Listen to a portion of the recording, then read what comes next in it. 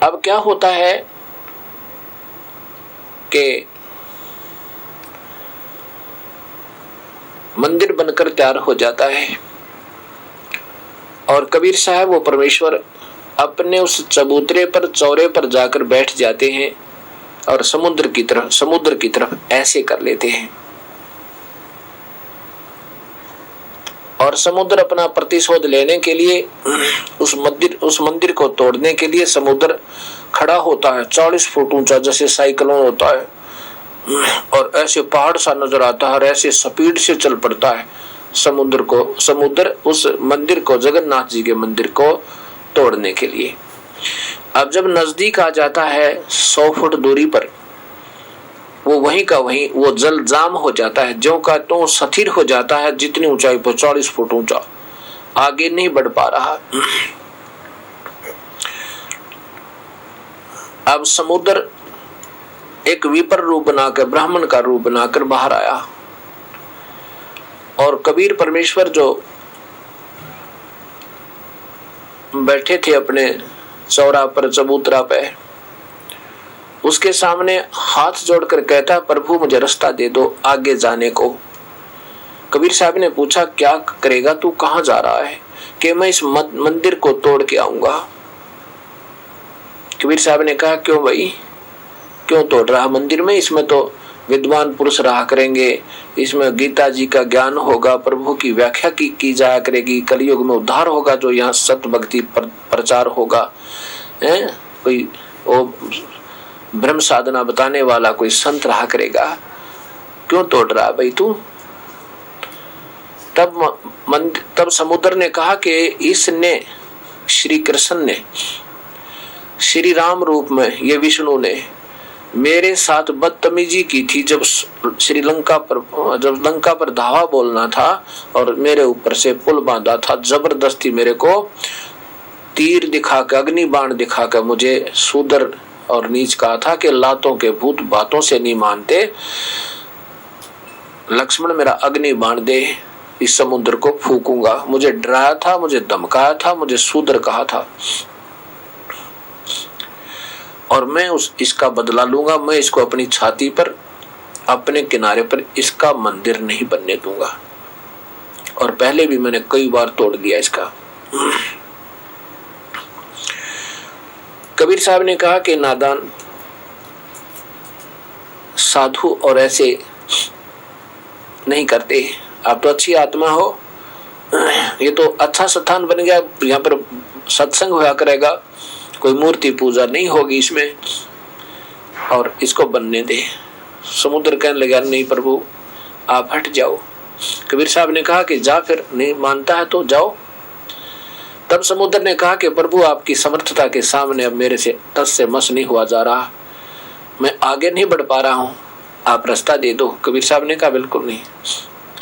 तो फिर कहा कि जी मेरे को इसका बदला दिलाओ,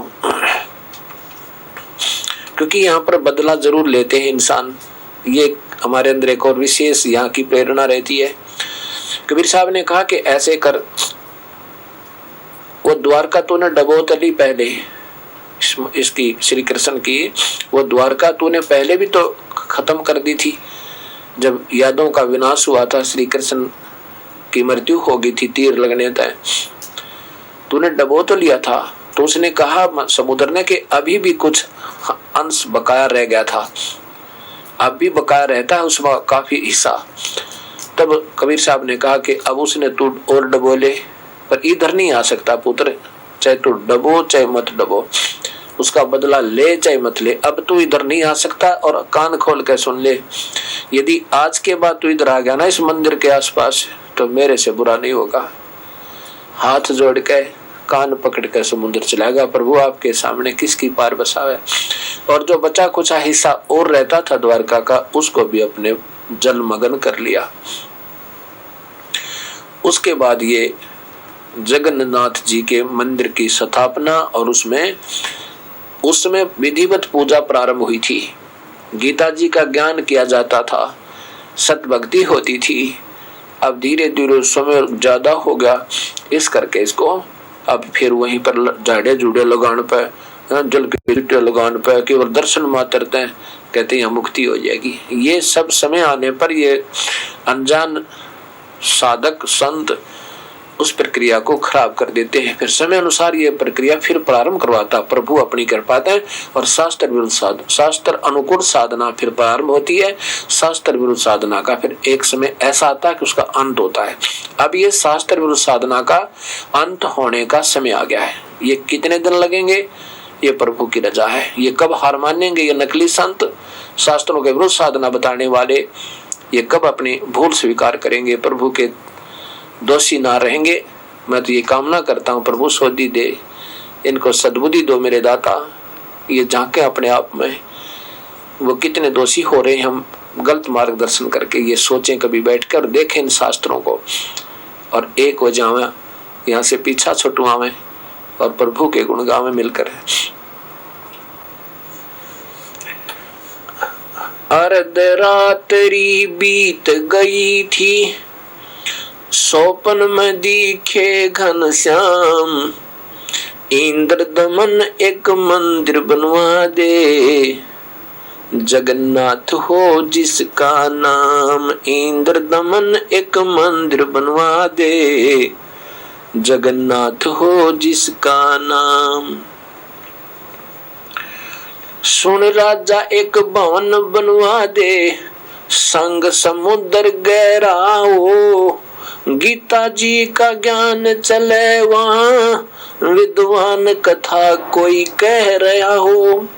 सुन राजा एक भवन बनवा दे, संग समुद्र गहरा हो, गीता जी का ज्ञान चले वहाँ, विद्वान कथा कोई कह रहा हो। ना मूर्ति न पाखंड पूजा, वो सहज स्वभाव से रह रहा हो, योग युक्त की विधि बतावे, जिससे मन इंद्री पर पैरा हो। ना मूर्ति न पाखंड पूजा, वो सहज स्वभाव से रह रहा हो, योग युक्त की विधि बतावे, जिससे मन इंद्री पे पैरा हो। ना मूर्ति न पाखंड पूजा, सहज स्वभाव से रह रहा हो, योग युक्त की विधि बतावे, जिससे मन इंद्री पे पैरा हो। कलयुग में जो नाम जपेगा, उसके सरेंगे सारे काम। इंद्र दमन एक मंदिर बनवा दे, जगन्नाथ हो जिसका नाम। इंद्र दमन एक मंदिर बनवा दे, जगन्नाथ हो जिसका नाम।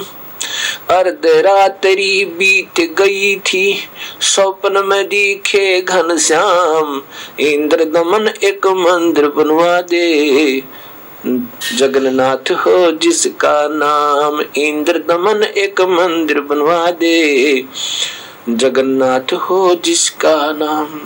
5 बार मंदिर बनवाया, श्री कृष्ण जी के कहने से, मंदिर टूटा अवशेष बचाना, तेज समुद्र बहने से। 5 बार मंदिर बनवाया, श्री कृष्ण जी के कहने से, मंदिर टूटा अवशेष बचाना, वो तेज समुद्र बहने से। कहे कबीर अब मंदिर बनवा दे, यो टूटे न मेरे रहने से। 6ठी बार मंदिर बनवाया, राजा न रानी के गहने से। कह कबीर अब मंदिर बनवा दे, यो टूटे न मेरे रहने से। 6ठी बार मंदिर बनवाया, राजा ने रानी के गहने से। कह श्री कृष्ण बोले, यो कबीर पुरुष पूर्ण ब्रह्म यही है, इसके चरणों में कर जा प्रणाम। इंद्र दमन एक मंदिर बनवा दे, जगन्नाथ हो जिसका नाम। इंद्र दमन एक मंदिर बनवा दे, जगन्नाथ हो जिसका नाम। कह कृष्ण पूर्ण ब्रह्म कबीर यही है, उसके चरणों में कर जा प्रणाम। इंद्र दमन एक मंदिर बनवा दे, जगन्नाथ हो जिसका नाम। मंदिर इंद्र दमन एक मंदिर बनवा दे, जगन्नाथ हो जिसका नाम। अर्धरात्रि बीत गई थी, स्वप्न में दिखे घनश्याम। इंद्र दमन एक मंदिर बनवा दे, जगन्नाथ हो जिसका नाम। इंद्र दमन एक मंदिर बनवा दे, जगन्नाथ हो जिसका नाम। कह कबीर एक चौरा बनवाओ, जहाँ राम नाम लो लाऊंगा। जिस पर बैठ समुद्र को रोकूं, और मंदिर को बचाऊंगा। कह कबीर एक चौरा बनवाओ, जहाँ राम नाम गुण गाऊंगा। जिस पर बैठ समुद्र को रोकूं, और मंदिर को बचाऊंगा। राम रूप में कह समुद्र उठो भगवन, मैं मंदिर तोड़ने जाऊंगा। कह समुद्र राम रूप में इसने मुझे सताया, वो बदला लेना चाहूंगा। कह समुद्र उठो भगवन, मैं मंदिर तोड़ने जाऊंगा। राम रूप में इसने मुझे सताया, वो बदला लेना चाहूंगा। अग्नि बाण से रास्ता मांगा था, कहा था मुझे नीच गुलाम। इंद्र दमन एक मंदिर बनवा दे, जगन्नाथ हो जिसका नाम। इंद्र दमन एक मंदिर बनवा दे, जगन्नाथ हो जिसका नाम। अर्धरात्रि बीत गई थी, स्वप्न में दिखे घनश्याम। इंद्र दमन एक मंदिर बनवा दे, जगन्नाथ हो जिसका नाम। इंद्र दमन एक मंदिर बनवा दे, जगन्नाथ हो जिसका नाम। कृष्ण जी की पूरी द्वारका, उस पर जाकर लाओ गात। इधर समुद्र बहड़ जो आया, तो ठीक नहीं रहेगी बात। कृष्ण जी की पूरी द्वारका, उस पर जाकर लाओ गात।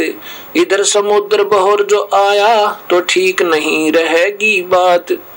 एक मील समुद्र हट गया, जोड़ कर दोनों हाथ। पूरी द्वारका डबोली थी, श्री कृष्ण जी की बिगाड़ी जात। एक मील समुद्र सागर हट गया, जोड़ कर दोनों हाथ। पूरी द्वारका डबोली थी, श्री कृष्ण जी की बिगाड़ी जात। पर्वत की जो रोक्या समुद्र, जगन्नाथ का बन गया धाम। इंद्र दमन एक मंदिर बनवा दे, जगन्नाथ हो जिसका नाम। अर्धरात्रि बीत गई थी, स्वप्न में दिखे घनश्याम। इंद्र दमन एक मंदिर बनवा दे, जगन्नाथ हो जिसका नाम। इंद्र दमन एक मंदिर बनवा दे, जगन्नाथ हो जिसका नाम। वरद कारीगर बन कर आए, बंदी छोड़ कबीर करतार। हाथ पैर प्रतिमा के रह गए, धक्के तंदिए खोल कवार। वरद कारीगर बन कर आए, बंदी छोड़ कबीर करतार। हाथ पैर प्रतिमा के रह गए, धक्के तंदिए खोल कवार। अछूत रूप में साहेब आए, खड़े हुए थे बीच द्वार। पांडे जी ने धक्का मारा, कह करके न नीच गंवार। अछूत रूप में साहेब आए, खड़े हुए थे बीच द्वार। पांडे जी ने धक्का मारा, कह करके न नीच गंवार। कोड लगा फिर वो पांडा रोवे, काया का गल गया सब चाम। इंद्र दमन एक मंदिर बनवा दे, जगन्नाथ हो जिसका नाम। इंद्र दमन एक मंदिर बनवा दे, जगन्नाथ हो जिसका नाम। अर्धरात्रि बीत गई थी, स्वप्न में दिखे घनश्याम।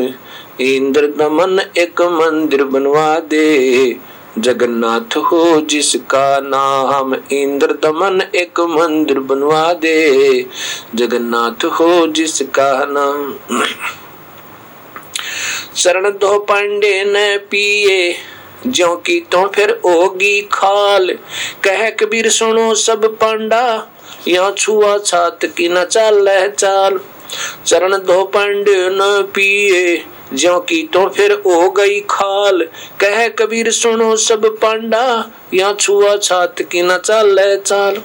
जय कोई छुआ छात करेगा, उसका भी यही होगा आल। एक पत्तल में दोनों जी में, पांडा गुलाम रामपाल। कह जय कोई छुआ छात करेगा, उसका भी यही होगा आल। एक पत्तल में दोनों जी में, पांडा गुलाम रामपाल। इसमें कौन सा भगवान बदल गया, वो है कृष्ण ओए राम। इंद्र दमन एक मंदिर बनवा दे, जगन्नाथ हो जिसका नाम। इंद्र दमन एक मंदिर बनवा दे, जगन्नाथ हो जिसका नाम। अर्ध रात्रि बीत गई थी, सपने में दिखे घनश्याम। इंद्र दमन एक मंदिर बनवा दे, जगन्नाथ हो जिसका नाम। इंद्र दमन एक मंदिर बनवा दे, जगन्नाथ हो जिसका नाम।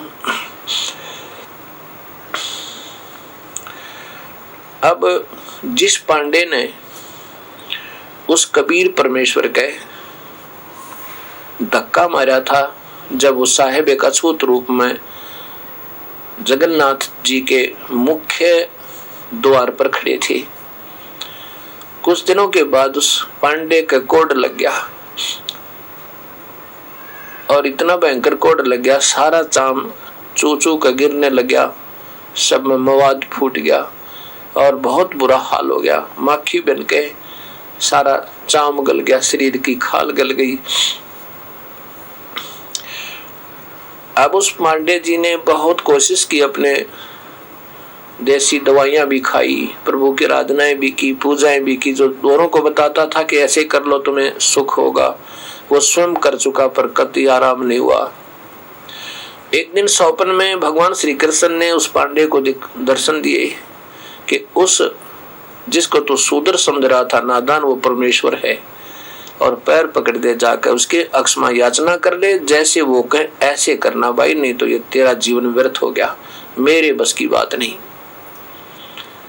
क्योंकि परमात्मा प्रधानमंत्री के ऑर्डर ने एक विभाग, एक प्रांत का मंत्री कैसे बदल सके, वही चेंज कर सकता है अपने आदेश को, वही बदल सकता है। अब सुबह उठा वो पांडा, लेकर 10-5 पांडवों को, और ढूंढ तलाश करी इस प्रभु की, वहीं बैठे मिल गए, चरणों में गिर गया, हाथ जोड़े, और कबीर साहब आगे आगे चल रहे हैं कि मुझे मत छेड़ना, मैं अछूत हूं, दूर रहना पांडे जी, मैं अछूत हूं। तब रोने लग गया खड़ा होकर वो पांडे, जैसे बालक रोया करे बुरी तरह, ये दाता मेरे तो गलती होगी, माफ करो प्रभु, मुझे माफ कर दो। क्योंकि जिसका ये हो जाना बीमारी, जो पता चला कितना मंत्र, कितना संत है, इतने समय पर टूक मिले, पिछली भक्ति कमाई ठीक चल रही है, तब तक तो ये अपने आप में खूब प्रभु पाके रहेंगे, और जब दुर्गति का समय आओगा अंदर अदरक मारेगा। एक मंत्र को देखा, अदरक मार गया करके पड़े, और पहले अंडी पाक रहा था, भक्ति गलत करें फिर अंत में बुरा हाल हो इनका। तो इसलिए हमने अभी सोचना होगा कि कहीं वो सतिथि फिर हमारी बिना बिगड़ जाए। अब जब उस पांडे जी की ये हालत होगी, अब उसको रो दूर तो खड़ा होकर उस जिसको अछूत कहता था, जिसके धक्का दिया था, अब उसके चरणों में गिरना चाहता है, और वो दूर हो रही है। जब बुरी तरह रोने लग गया, बैठ गया, कभी ये नजदीक नहीं आने देंगे। तब कबीर साहब खड़े हो गए, बैठ गए, एक स्थान पर स्थिर हो गए, डट गए, रुक गए। तब पांडे ने जाकर चरणों में गिर गया, हाथ जोड़े, पैर पकड़े, मुझे माफी दो भगवान, मेरे तो गलती होगी। तब कबीर साहब ने कहा कि बात सुन ले भाई। वो कहता है पांडा के मुझे चरणों का जल दे दो दाता, मैं इसे स्नान कर लूं, आपके चरणों का रस भरा जल दे दो मुझे, मेरा कोड कट जा। कबीर साहब बोले भाई कोड तो कटेगा, ठीक है, मेरे आशीर्वाद है, और आप यहाँ पर मेरी बात सुनो पहले। कहा जी बता दो। इस जगन्नाथ के मंदिर में आज के बाद छुआछात नहीं होगी। अगर जिसने भी को छुआछात करने की कोशिश की है, उसकी यही हालत हो जाएगी, उससे भी बुरी हालत हो सकती है, कोई और भी घटना घट सकती है। उन पांडे ने कान पकड़े, हाथ जोड़े, अक्षमा याचना की, प्रभु कभी नहीं, ऐसा नहीं करेंगे। तब कबीर साहब ने कहा ठीक है, और आज नहीं सदा के लिए ऐसा ही होगा, सदा के लिए होगा। तब कबीर साहब के पैर धोए और कहा कि 40 दिन इस जल से नहाते रहना। कबीर साहब ने कर तो वो वैसे भी सकते थे, परंतु हम जल्दी स्वस्थ हो जाते हैं तो भगवान को भूल जाते हैं। कहने लगा 40 दिन नहाना इससे, इस जल को डाल के। अब ऐसे उसने प्रारंभ किया तो रोजाना कोड समाप्त होता चलेगा, 40वें दिन बिल्कुल स्वस्थ काया होगी। अब इस प्रकार उस जगन्नाथ जी के मंदिर में आज भी छुआछूत नहीं है, कोई भी जाति का, किसी मजहब का कोई व्यक्ति जावे। और जबकि आज से 500 वर्ष पहले, 550 वर्ष पूर्व किसी मंदिर में कोई अछूत व्यक्ति नजदीक भी नहीं जा सकता था, उस मंदिर में कभी भी छुआछूत नहीं है। तो ऐसा क्यों? अब ये मूल ज्ञान किसी के पास नहीं है। कबीर साहब को जब तक हम भगवान नहीं मानेंगे, इतने हमारे ना तो कुछ शास्त्र समझ में आवे, ना हमारी भक्ति सुचारू हो, क्योंकि मालिक को तो मालिक नहीं मान रहे हैं, और जो मालिक नहीं है उनको हम प्रभु मान रहे हैं। वो जितने मालिक है उतना लाभ तो वो दे सकते हैं, लेकिन इस काल से छुड़वाने वाला प्रभु वो स्वयं ही है, इसलिए वो कबीर परमेश्वर है। तो ये दास एक बार ये देखने के लिए गया, कुछ हमारे साथ सेवक थे, तो हमने वहां जाकर देखा, वहां एक कबीर चौरा नाम का एक आश्रम बना हुआ है, और जहां पर कबीर साहब ने बैठ कर उस समुद्र को रोका था, वहां पर एक चबूतरा यानी पत्थर नीचे रखा है, उसके ऊपर एक यादगार बना रखा है, गुम्बद सा बना रखा है कि ये ऐतिहासिक स्थल कोई बर्बाद ना कर दे, ये प्रमाण बना रहे, इसलिए उसके ऊपर एक गुम्बद सा बना देते हैं। वहाँ घंटी गुंटी नहीं बांध रखी, उसकी पूजा नहीं होती, वो तो सिर्फ केवल ये बनाए यादगार बनी रहे सदा के लिए, ये प्रमाण रहे कि वास्तव में ये ऐतिहासिक जो है ना कहानी यहाँ पर वास्तव में सत्य थी। और उसकी देखभाल के लिए एक व्यक्ति रखा जाता है, उसको महंत कहते हैं, वो रखवाले होते हैं उस ऐतिहासिक स्थलों के। अब वो नादान स्वयं महंत बन गया, पूजा करवाने लगे, अपने दंडवत कराने लगे, और फिर नाम देने लगे। ये बात नहीं बिगड़ा, क्योंकि प्रभुता के भूखे हम प्रभु के नहीं है। महंत तो केवल एक रखवाले होते हैं उन ऐतिहासिक स्थलों का मेंटेनेंस कराने के लिए, उनको बनाए रखने के लिए, और उनका बस इतना ही काम होता है। तो वहां हम उस महंत जी से मिले, उन्होंने बताया कि हमारी कई पीढ़ी से इसमें रहते हुए आ रहे हैं, वहां 10-15 कमरे भी बने हुए आने वाले अतिथियों को रुकने के लिए, और वहां उन्होंने एक दान पात्र रखा है, उसमें 10-5 रुपए डाल देते हैं। वो इसलिए पहले जो महंत होते थे बड़े नेक हुआ करते, प्रभु से डरने वाले होते थे। जो पूजा आ जाती केवल अपनी रोजी रोटी की रकम बाकी का मंदिर में लगा दे, उस आश्रम की मेंटेनेंस में लगा देते, या कितने अपना भंडारा कर देते थे। अब वर्तमान के जो लोग हो गए, अब नाम भी देने लगे और स्वयं महंत बनकर गुरु बन गए, नाम काय का ज्ञान उनको शास्त्र विरुद्ध साधना बताने लगे, क्योंकि शिष्यों का समूह चाहिए, और शिष्य होने पाछे परमानेंट वह इनकम हो जाती है। और वैसे तो कोई दार्शनिक आवा कभी 10 रुपए चढ़ा जाए, कभी ना चढ़ावे, ये समस्या हल कर ली इन्होंने आप पे कि चेले शिष्य बन जाएंगे तो वो आए महीने या साल में 6 महीने में जरूर आया करेंगे, मेले धर दिए हैं, उस तरह वो ड्रामा बना लिया अपनी रोजी रोटी को, मतलब और ज्यादा कर्म बिगाड़ने का। तो ऐसे वो परंपरागत उस महंत जी ने वहां बताया कि हमारी काफी पीढ़ियां पीछे से ऐसे आती रही हैं, और मैं अब वर्तमान में हूँ, वो काफी वृद्ध हैं, वहां पे 80-75 साल की आयु अवश्य होगी। उसने फिर बताया, वो जो दास ने पढ़ा था सुना था, जो का त्यों बताया कि ऐसी ही है। फिर हम उस मंदिर में गए, वहां देखा वहां कोई मूर्ति पूजा नहीं है, मूर्ति तो एक तरफ रखी, वहां तो कोई जा नहीं सकता, उससे 10 फुट दूर ही रहना पड़ता है। ऐसे वो बना रखा है, बैरियर सा बना रखा है, उसमें पाइप सी गाड़ के, और वहाँ कोई पूजा नहीं होती मूर्ति की। अब वहाँ वो पांडे झाड़ा लगाते हैं, पानी से चंदे बेकर, और नू आ जाओ लगवा लो, धर दो 10 रुपए, ये उनकी अपनी सोच होगी, लेकिन ये प्रारंभ नहीं था भक्ति का।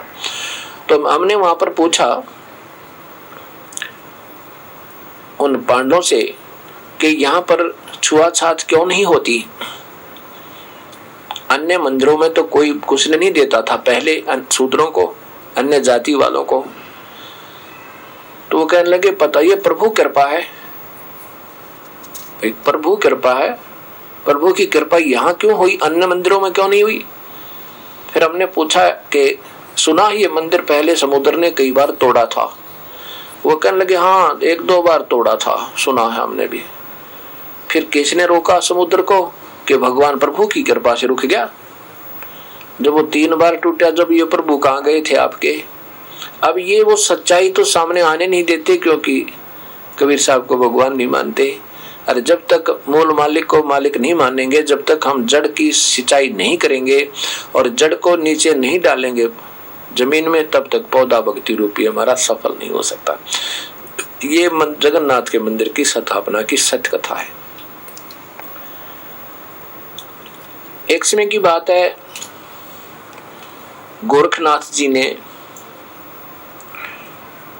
रामानंद जी को शास्त्रार्थ के लिए आमंत्रित किया, चैलेंज किया और कहा कि मेरे साथ शास्त्रार्थ करो। रामानंद जी कौन थे? कबीर परमेश्वर के पूज्य गुरुदेव, और बाद में कबीर साहब की समर्थता को जानकर रामानंद जी ने कबीर साहब को ही अपना हृदय से गुरु मान लिया था, और संसार की दृष्टि से वो गुरु शिष्य का नाता कबीर साहब के गुरुदेव रामानंद जी ही जाने जाते हैं। तो उसमें रामानंद जी को आकर के उन्होंने, गोरखनाथ जी ने चैलेंज किया, अर्थात संदेशा भिजवाया कि मेरे साथ शास्त्रार्थ करो, ज्ञान गोष्ठी करो, और जो ज्ञान गोष्ठी में पराजित हो जाएगा वो विजयी होने वाले का शिष्य बनेगा, और उसने उसी की परंपरा को स्वीकार करना होगा। अब गोरखनाथ जी ये शिव उपासक और रामानंद जी थे विष्णु उपासक, ये आपस में लड़े, वो कह शिव जी बड़े, वो कह विष्णु जी बड़े। अब एक विभाग के मंत्री, 3 मंत्री हैं, वो एमएलए होते हैं, एमएलए से फिर उनको सीएम मुख्यमंत्री उनको मंत्री बना देता है। बताओ ना, बड़ा और छोटा क्या हो गया बिना बुद्धि के, और विद्वान कहाँ में? तो ऐसे अब यहाँ शंका और आती है भक्तों के मन में कि गोरखनाथ जी तो बहुत पहले हुए थे, लगभग 900 वर्ष पूर्व, और कबीर साहब 600 वर्ष पूर्व हुए हैं। अब बात यह है कि ये सिद्ध पुरुष होते हैं, जब चाहे अपना स्वरूप ऐसे दिखा सकते हैं, और तब चाहे सूक्ष्म होकर अंतर्ध्यान हो सकते हैं। ये अपने शरीर समेत भी रह सकते हैं कुछ समय और जा सकते हैं। ऐसे रामानंद जी को उस गोरखनाथ जी ने ही स्वयं आकर के ललकारा था। अब इस बात के मारे सभी वैष्णव जो रामानंद जी के ऋषि शिष्य थे वो घबरा गए कि गोरखनाथ विजयी होगा, वो सिद्ध पुरुष है, दुनिया तो सिद्धि को देखकर ताड़ी पीट देगी और वो विजयी होगा, गुरुजी हारेंगे रामानंद जी, और फिर हमारी ये कंठी और तिलक सब तोड़वा करके वो कानों में वो नाथ बना देगा हमें। इसलिए उन्होंने किसी ने भी उस दिन नाथ तिलक लगाया, अपना वैष्णव साधु जैसा वेश नहीं बनाया, संत जैसा। तब कबीर साहब ने देखा कि ये तो बखत से सिंगर लिया करते थे, सारे चित्रकारी कर लेते थे, आज क्या बात है, ये कोई भी नहीं तिलक लगाए हुए और ना ही कंठी पहन रखी। पता चला कि ऐसे ऐसे गोरखनाथ जी ने कभी अपने गुरुदेव को ललकारा है और वो सिद्ध पुरुष है। उसने कहा कि जो हार जाएगा रामानंद जी तो सभी वैष्णव को मैं नाथ बनाऊंगा, इसलिए हमने आज तिलक नहीं लगाया।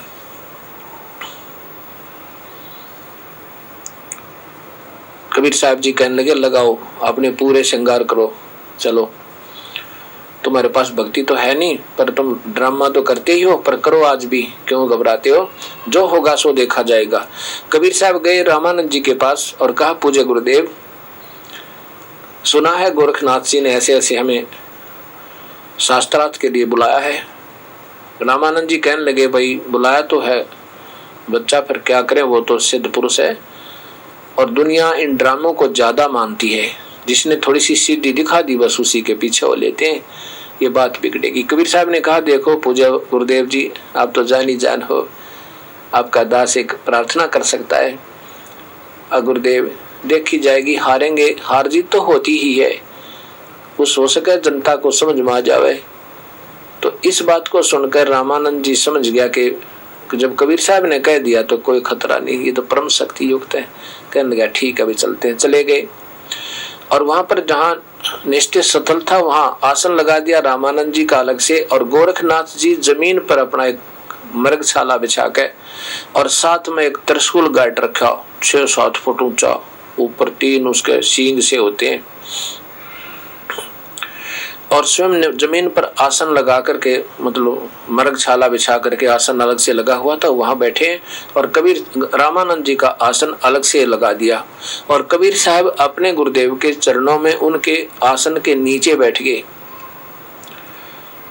तब गोरखनाथ जी ने कहा कि रामानंद मेरे साथ चर्चा करो और प्रश्न करो मेरे तय। कबीर साहब ने कहा कि पहले गोरखनाथ जी इस दास से चर्चा करो, बाद में मेरे गुरुदेव से बात करो। पहले इस मटके का जल चेक कर लो कैसा है, बाद में कुएं का पी देख लेना। जो मटके का जैसा मिलेगा वैसा ही उस कुएं से भरा हुआ समझो। ऐसे उदाहरण दे करके अर्थात ये बात कबीर साहब ने कहा। तब छोटी सी उम्र के बच्चे को देख कर के गोरखनाथ कहता है, अरे कल का बालक तू कब से ये सन्यासी बन गया? कबीर साहब कहने लगे, अगर मेरी आयु पूछा है ना तो मेरी आयु इतनी लंबी है कि तेरे करोड़ों तक ब्रह्मा मर गए, और तेरे करोड़ों तक अरबों तक ब्रह्मा मर गए, करोड़ों मर गए विष्णु, और करोड़ों तेरे शिव शंकर मर गए, मेरी करोड़ों तेरे निरंजन मर गए, ज्योत स्वरूपी निरंजन भी करोड़ों मर गए, मेरी एक भी पल नहीं व्यतीत हुई, अर्थात मैं अजर अविनाशी हूँ। मेरी आयु तो ये है, और मैं कब से वैरागी बन गया? जब ना धरती थी, ना ये चांद और पानी सूरज थे, 5 तत्व और 3 गुण भी नहीं थे, उस समय मैं था, ये मेरा, और उस समय का मैं वैरागी समझ लो। अब इस बात ने सुनकर गोरखनाथ ने सोचा ये छोटा मुंह बड़ी बात है, ऐसे नहीं मानते ये लातों के भूत, बातों से नहीं मानते। ये सोच के और वहां से उठा, अपने आसन से ऐसे सिद्धि से ऊपर उठा, खड़ा हो, मतलब नीचे से जमीन से ऐसे आसन पद्म लगाए ऐसे आकाश में जैसे पक्षी उड़ा करे, और ऊपर उठ के अपने त्रिशूल जो 7-8 फुट ऊंचा था जमीन से ऊपर का सिरा, उस त्रिशूल के ऊपर यहाँ विराजमान हो गया जाके ऐसे, और वहां बैठकर कहता है कि आ जाओ मेरे बराबर में बैठकर बातें करो। अब सबने ताड़ी पीटी, अकवा जीवा सद पुरुष गोरखनाथ जी की जय हो। कबीर साहब ने कहा कि नाथ जी आपने ज्ञान चर्चा की बात की थी, ये नाटकबाजी, ये जादूगरी दिखाने की बात गोष्ठी में नहीं आती, आपने ज्ञान गोष्ठी की बात कही थी, आ जाओ बात करो बैठ के। तो गोरखनाथ जी ने कहा कि मेरे बराबर बैठकर बात करो, तुम्हारे पास कुछ नहीं है, तुम बातें बनाते हो। 1-2 बार कबीर साहब ने प्रार्थना की पर वो नहीं माने, अपनी सिद्धि के बूते पर ज्यादा ही सिद्ध हो गए थे। कबीर साहब एक कुकड़ी बोला कर, वो कहते हैं हरियाणा में, जैसे पहले बुढ़िया चरखा काटा करती थी, उस पे ताकू के ऊपर एक रील हो जाती थी धागे की, इतनी मोटी कच्चे धागे की, उसको सफेद रील, सफेद धागे का एक गट्टा सा होता था, से बंडल सा, उसको अपने जेब में डाल ले गए थे, पहले ही जान थे वो।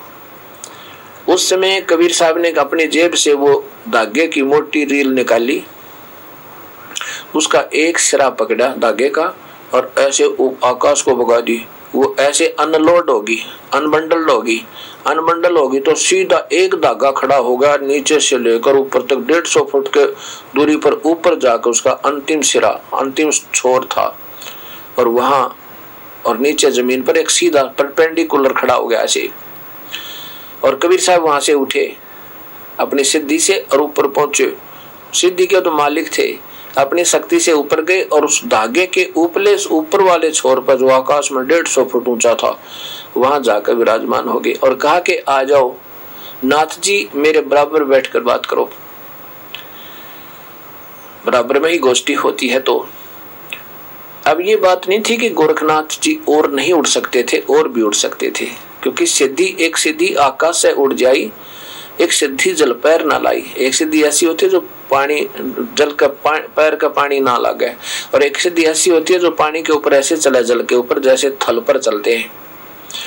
लेकिन इन सिद्धियों से भगवान प्राप्ति नहीं, इन सिद्धियों के होने से प्रभु प्राप्ति का लक्षण नहीं माना जाता। जब तक सत भक्ति नहीं होगी, विधिवत साधना नहीं होगी, शास्त्र अनुकूल साधना नहीं होगी, सिद्धियां तो कोई एक मंत्र का जाप कर ले या वैसे तप कर ले बैठ कर तो भी आ जाती हैं। जैसे महर्षि वाल्मीकि ने हजारों वर्ष तप किया था, जब तक तो उन्हें वेदों का ज्ञान भी नहीं था, और अपना जब करते तप करने से उन्हें सिद्धि आएगी, दिव्य दृष्टि खुल जाती है। पिछले संस्कार भी साथ होते हैं, पिछले जन्मों की कमाई भी साथ होती है, जो विधिवत साधना होती है वो भी काम करती है। अब कहते हैं ना वाल्मीकि जी ने उल्टा नाम जपा, यहाँ वास्तव में तात्पर्य ये होता है कि उस बुरे कर्मों तो उल्टा हो गया, बुराई छोड़ दी और महर्षि यानी साधना करने लग गया, उल्टा उस बुरे कर्म से उलट गया और फिर नाम के जपा, उल्टा नाम जपा। जब जाना क्या नाम जपा? ओम नाम का जाप। बताते हैं कि ओम नाम का जाप क्या, चल यही मानकर चलते हैं। तो ओम नाम के जाप से भी केवल सिद्धियां आ जाती हैं और सिद्धि से प्रभु प्राप्ति नहीं होती। तो उसमें क्या होता है कि अब गोरखनाथ सिद्ध पुरुष हो रहे थे अपने पिछले संस्कार तक, तो सिद्धि से प्रभु प्राप्ति नहीं होती, और हम जो थोड़ा सा कोई जादूगरी दिखा दे हम उसको प्रभु मान बैठते हैं। अब गोरखनाथ जी ने कोशिश की ऊपर उड़ने की, चलने की कोशिश की, लेकिन जमीन पर आकर बैठ गया, उस त्रिशूल से नीचे उतर गया। ऊपर तो जाना दूर रहा, नीचे टिक गया आकर। अब ये बात नहीं कि वो आकाश में और आगे नहीं जा सकता था, ये सिद्धि थी उसमें आकाश में उड़ जाने की और फिर दूर तक तो चला जाने की, लेकिन परमात्मा के सामने वह सिद्धि फेल होगी। अब सिद्धि क्या है? साधना से कुछ नियंत्रित क्रिया बन जाती है, आध्यात्मिक कारण बनकर। अब जैसे ये घड़ी बनी हुई है, इस घड़ी में सुई चल रही है और ये स्टील की है, और इसको सामने अगर चुंबक लाकर रख देना थोड़ी सी इतनी दूरी पर भी, तो ये वहीं जाम हो जाती, आगे नहीं चलेगी। ऐसे परमात्मा के सामने ये सिद्धियां निष्क्रिय हो जाती हैं। जब गोरखनाथ जी ने देख लिया कि तेरे बस से बाहर नहीं, ये तो कोई तगड़ी शक्ति है, कोई आम व्यक्ति नहीं है, तो समझदार व्यक्ति इतने इशारे में ही पकड़ जाता है और कहा कि परवरदिगार नीचे आ जाओ, नीचे आ जाओ, मैं समझ गया आपको। कबीर साहब नीचे आए, एक दो बातें प्रश्न किया, बिल्कुल ठीक समझ गया। कबीर साहब ने कहा कि तेरा ज्योत स्वरूपी अलख निरंजन वो जपता नाम हमारा, जिसको तुम सर्वस्व मानते हो, ब्रह्म मानते हो, ज्योत स्वरूपी निरंजन कहते हो, ये भी मेरा जाप जपता है। गीता जी के 18वें अध्याय के 65वें श्लोक 64वें श्लोक में देखो, उसमें कहा कि वो पूर्ण परमात्मा मेरा भी इष्ट देव है, मैं भी उसी की पूजा करता हूँ। ये 64वां गीता जी अध्याय नंबर 18 का श्लोक नंबर, अध्याय नंबर 18 और श्लोक नंबर 64 में देखिएगा। ये साथ में ही है, ये 65 है, इधर 64 है। ये क्या कहा कि सर्व गुहतमम भूय शरणु में परमम वच। अब और पहले तो बता दिया ऊपर, ये गुप्त से गुप्त मैंने तेरे को बता दिया कि उस परमात्मा के चरणों में चला जा, वहां जाकर तू परम शांति को प्राप्त होगा।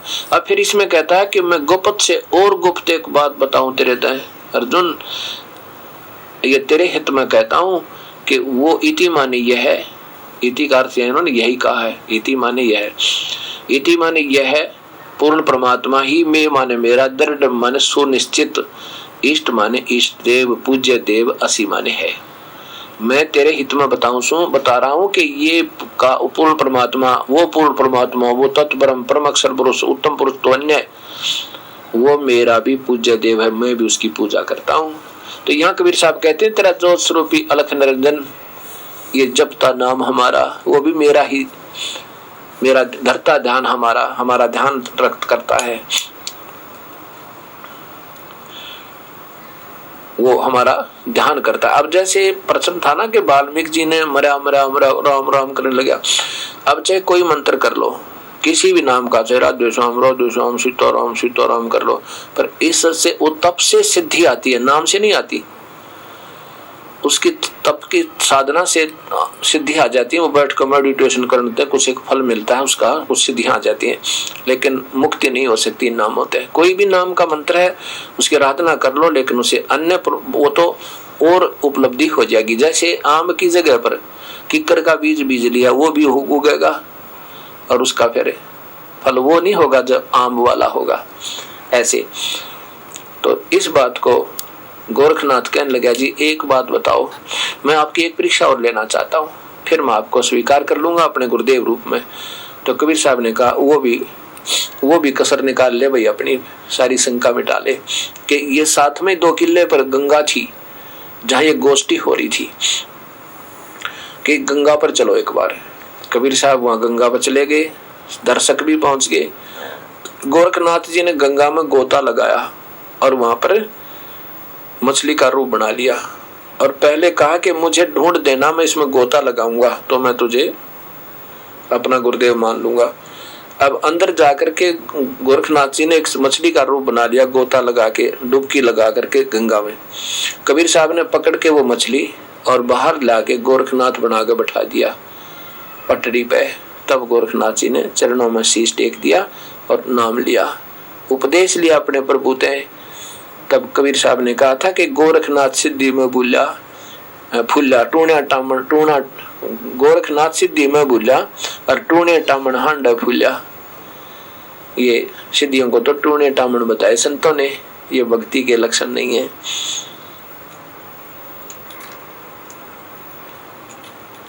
आजा गोरख शरण हमारी, हम सतगुर तारे नर और नारी। गोरखनाथ में सबन का गुरु आ।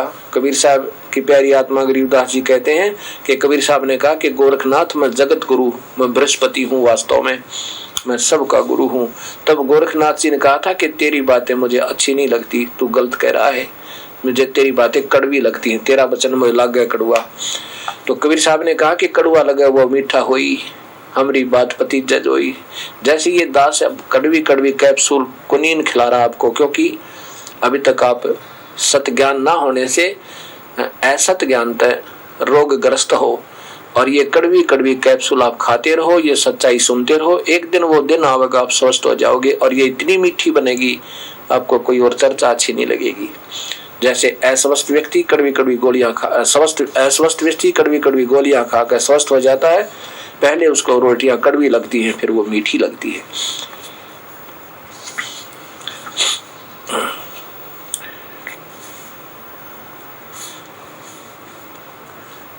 कबीर साहब ने बताया, नाथ जी ने पूछा था कब के भय बैरागी, कबीर जी कब से भय बैरागी, तुम कब से ये वैष्णव बन गया, कब से भक्त बना तू। नाथ जी जब से भय बैरागी, मेरी आद अंत सुध लागी, धुंधकार आद का मेला, नहीं गुरु ना कोई था चेला, जब मैं अकेला था। तब जब का तो हम योग उपासा, तब का फिरूं अकेला, धरती ने जब की टोपी दीना, ब्रह्मा ने जद का टीका, और तेरे शिव शंकर से योगी ना थे, जब का झोली सिक्खा। द्वापर की हम करी फावड़ी, त्रेता का हम दंडा, सतयुग मेरी फरे दोहाई, कलयुग फिरू नौखंडा। और गुरु के वचन कर साध की संगत, ऐसे अजर अमर घर पावे, कह कबीर सुनो हो गोरख, हम सबको तत्व लखावे, हम सबको ही सत ज्ञान देते हैं।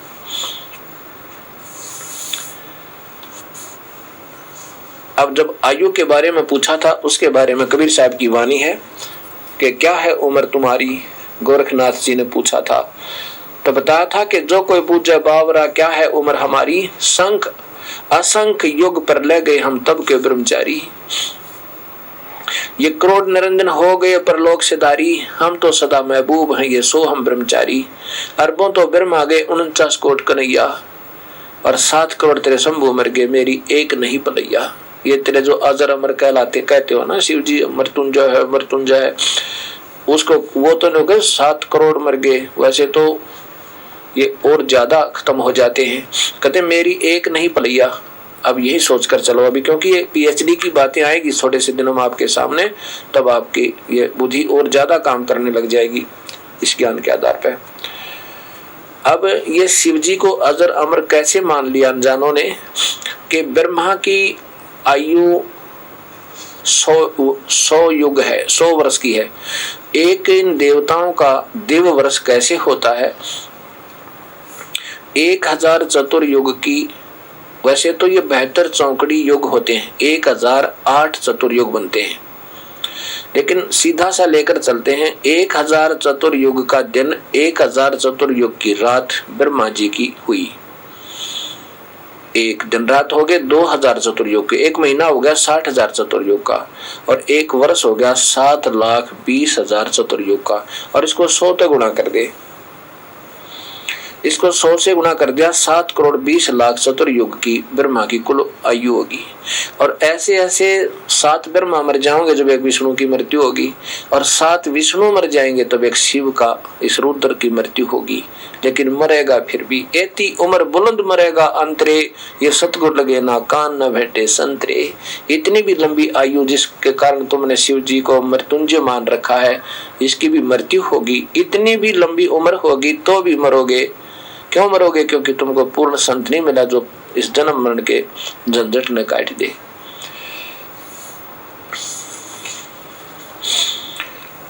तो कबीर साहब से गोरखनाथ जी ने पूछा कि हे प्रभु, आप कहां से आए हो? ये तो पहली बार ज्ञान सुनाया आपने, क्योंकि सृष्टि रचना का पूरा वर्णन सुना गोरखनाथ जी को।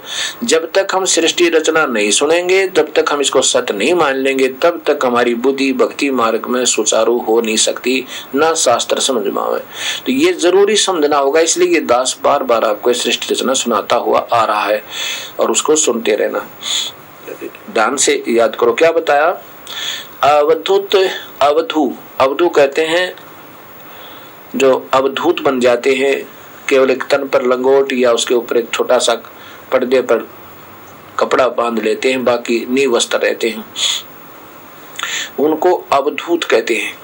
तो यहाँ कहते हैं अवधू, गोरखनाथ जी से कबीर साहब कह रहे हैं, अवधू अवगत से चले आए। हम तो उस स्थान से है जिसकी गति को कोई नहीं जान सकता, अविगत। ना मेरा गर्भ ना मेरा जन्म न गर्भ बसेरा, बालक हो दिखलाए, काशी नगर जंगल में डेरा, वहां जुलाहे न पाए। ना मेरा जन्म न गर्भ बसेरा, बालक बन दिखलाया, काशी नगर जंगल में डेरा, वहां जुलाहे न पाया। मात पिता मेरे कुछ नाही, ना मेरे घर दासी, जुल्हा का सुत आन कहाया, जगत करे मेरी आसी। ना मात पिता मेरे कुछ नाही, ना मेरे घर दासी, मेरा पत्नी भी नहीं है, जुल्हा का सुत आन कहाया, जगत करे मेरी आसी। यार यहाँ जुल्हा का बेटा कवाया मैं। दड़ नहीं गगन कछु नहीं सूझे अगम गढ़ नहीं मेरे गगन कछु नहीं सूझे अगम अपारा, वो सत्य स्वरूपी नाम साहिब का, वो है नाम हमारा। जो वास्तविक नाम है ना परमात्मा का, कबीर साहब कबीर देव है, वही मेरा नाम, वास्तव में वही नाम है मेरा। अब मैं उसी नाम को लेकर के आया हूँ।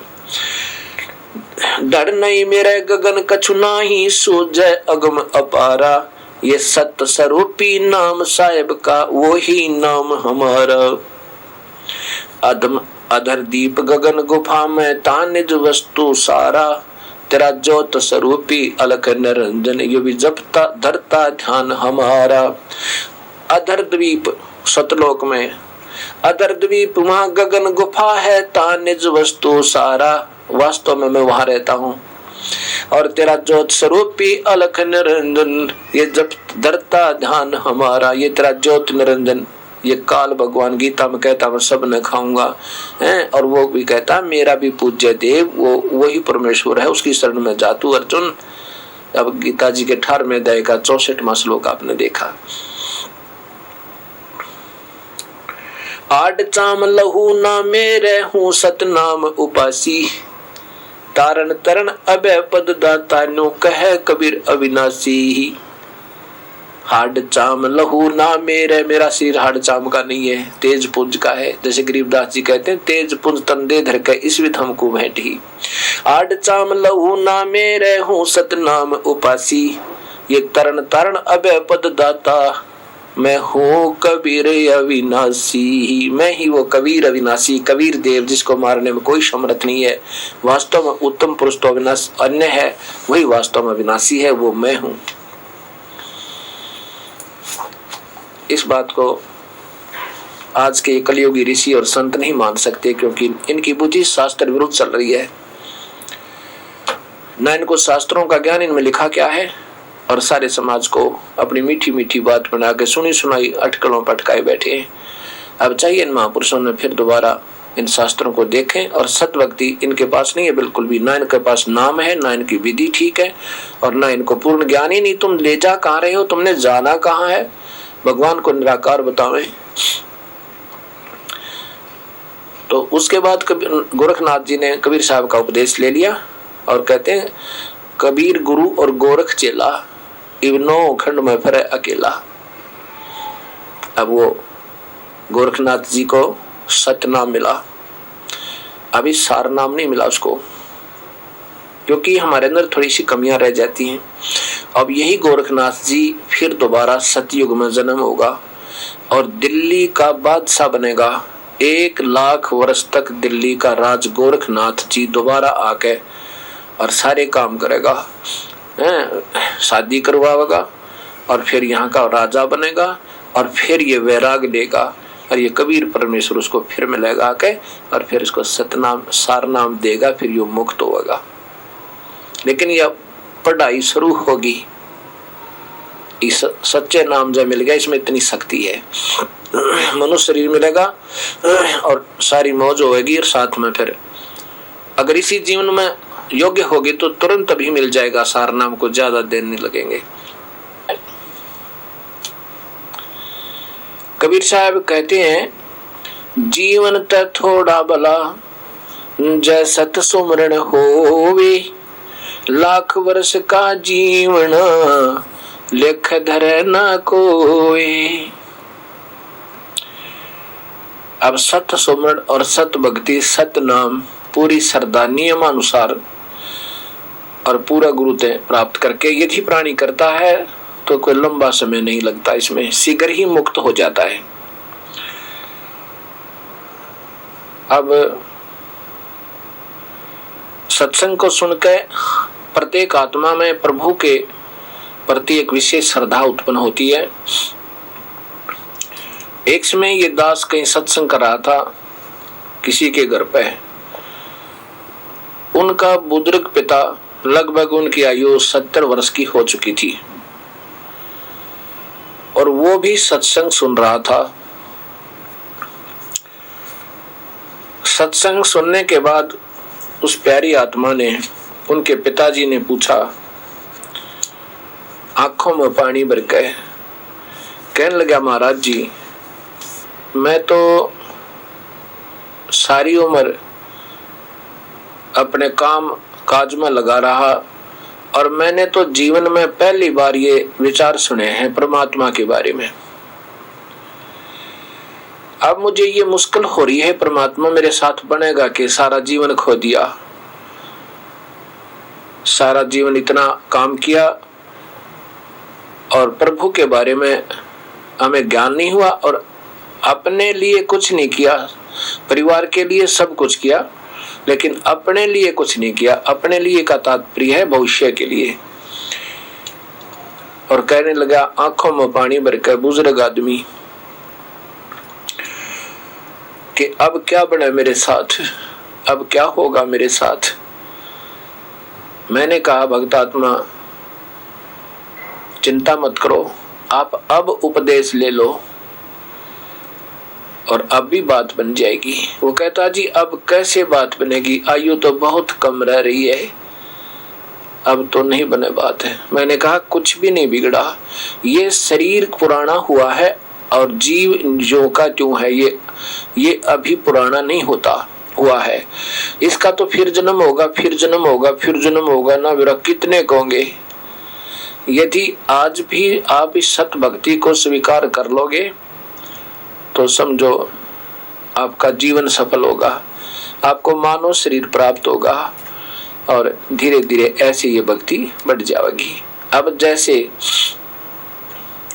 किसी कूप में, जिसे अंग्रेजी में वेल कहते हैं, वेल, कुएं में, और वो पात्र, वो बाल्टी गिर रही हो, जिस वो रस्सी बंधी हुई होती है जिससे पानी निकाला करते हैं ऐसे खींच खींच के, और वो बाल्टी गिर गई है, हाथ से रस्सी छूट चुकी है और रस्सी ऐसे ऐसे घसीटती हुई घिसरती हुई जा रही है और कुएं में जा रहे हैं।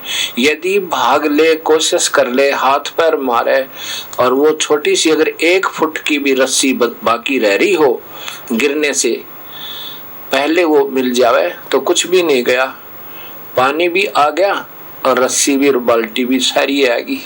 इसी प्रकार यदि अब भी उपदेश ले लोगे तो कुछ नहीं बिगड़ा आपके जीवन का, कुछ भी नहीं बिगड़ा। ये मनुष्य शरीर तो न जाने कितने का अपने पर खो दिए।